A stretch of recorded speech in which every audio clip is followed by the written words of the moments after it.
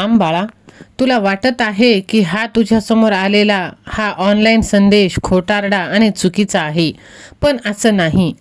जो माझा सच्चा भक्त आहे त्याला माहीत आहे की त्याचा देव कधीही खोटं बोलत नाही. तो कायम त्याच्या प्रिय भक्ताच्या पाठीशी असतो. होय बाळा, जेव्हा सगळे तुझ्या विरोधात उभे राहतील तेव्हा तू हा संदेश नक्कीच ऐक.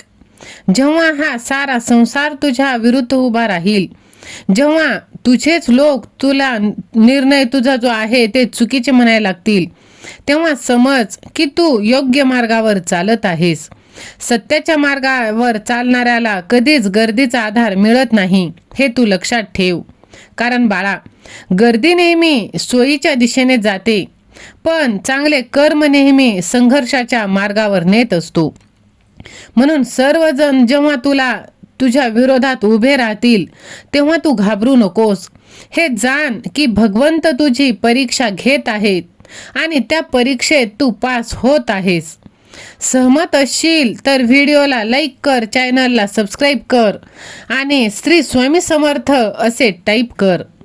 बाळा, जो सर्वांना प्रसन्न करण्याचा प्रयत्न करतो तो स्वतःला हरवतो. जेव्हा तुझं लक्ष महान असेल तेव्हा लोकांच्या बोलण्याच्या गोंधळात फक्त एक भ्रम असतो. तू तुझे कर्म समजू शकत नाही, कारण त्यांची दृष्टी ही मर्यादित असते. म्हणून जेव्हा विरोध वाढेल तेव्हा शांतपणे आपल्या ध्येयावर काम करत राहा.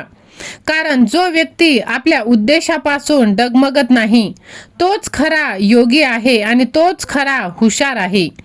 बाळा, योग्य कर्माचा मार्ग कधीच सोपा नसतो. कधी कधी आपल्या चांगुलपणामुळे अधर्म वाढतो आणि कठोरता धर्माचे रक्षण करते.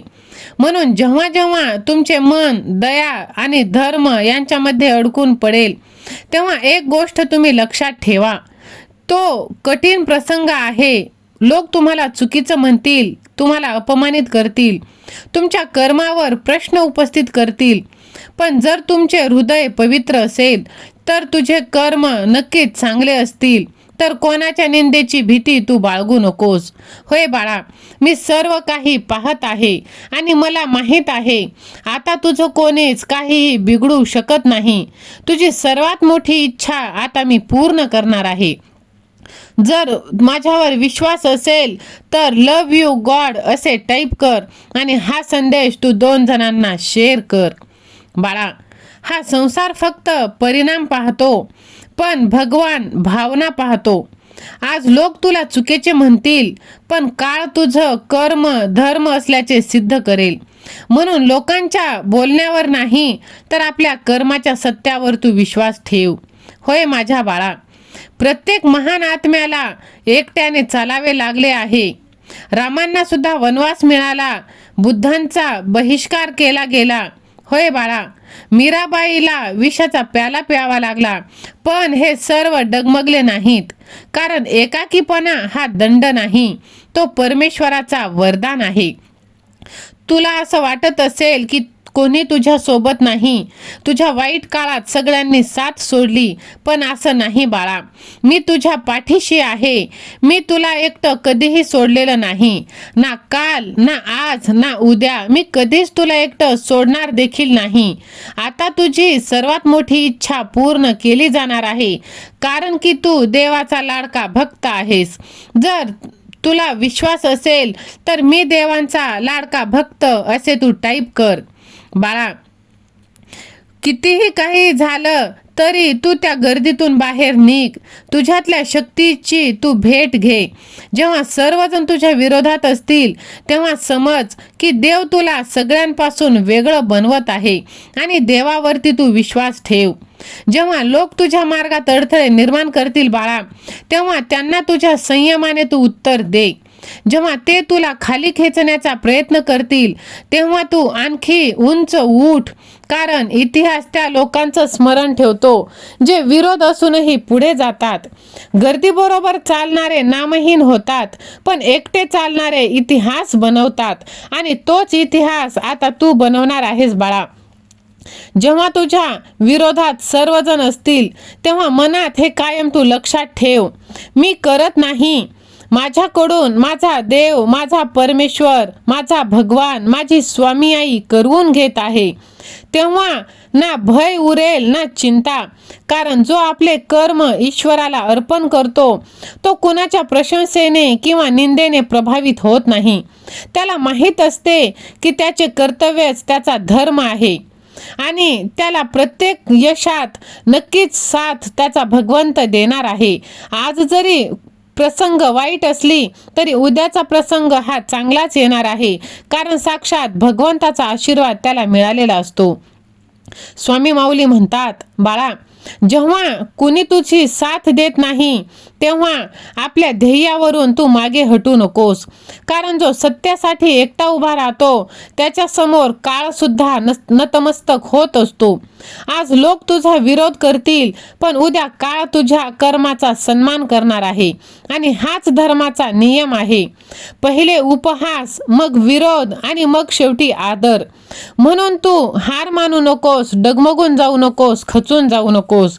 आज जे तुला नावे ठेव आहेत, उद्याच ते तुझ्या नावाचे गोडवे गाणार आहेत, हे तू लक्षात ठेव. आणि तुला घाबरण्याचे कारण नाही, कारण तू चुकीचा नाहीस, तू योग्य कर्म करत आहेस. बाळा, कधीही तू लोकांच्या मताची काळजी करू नकोस. शांत राहा, चांगले कर्म करत राहा, आपल्या लक्ष्यावर तू लक्ष केंद्रित कर. आणि जेव्हा तुझ्या आतला भगवान जागृत होतो तेव्हा बाहेरचा सगळा गोंधळ शांत होतो. जेव्हा तुझे मन स्थिर होते तेव्हा संसारातील कोणतीही शक्ती तुला हलवू शकत नाही. आणि हाच खरा योग, हाच खरा धर्म आणि हाच जीवनाचा आधार आहे, उद्देश आहे. होय बाळा, तुला असं वाटत असेल की सर्वांनी तुझी साथ सोडली आणि तू एकटा आहेस. जर कोणाचं चुकीचं बोलणं तुला चांगलं वाटत असेल तर ते प्रेम नाही, तर ती तुझी सेल्फ रिस्पेक्ट तू गमावली आहेस. म्हणून तू कोणाच्याही चुकीच्या बोलण्याला खरं म्हणू नकोस. कारण बाळा, माणसं खरं तर बदलत नाहीत, पण ते दाखवून देतात की ते खरे कसे आहेत. कधी कधी आयुष्यात घडलेल्या वाईट घटना आपल्याला योग्य मार्गावर आणत असतात. म्हणून आयुष्यात जे काही होत आहे त्याला तू हरून जाऊ नकोस आणि कधीच तू थांबू नकोस. कारण ज्यांना आपल्याच लोकांनी त्रास दिलेला असतो, ठोकरलेलं असतं, नाकारलेलं असतं, ते खूप कठोर बनतात, मनाने सुद्धा आणि बोलण्याने सुद्धा. माणसांनी त्यांना नाकारलं, पण देवांनी त्यांना स्वीकारलेलं असतं आणि सदैव देवांची साथ त्यांना मिळालेली असते. म्हणून तुम्ही कधीच हार मानू नका. भगवंत कायम आपल्या पाठीशी आहे. जर शांत करायला कोणी नसेल तर परिस्थिती हसवायला शिकते.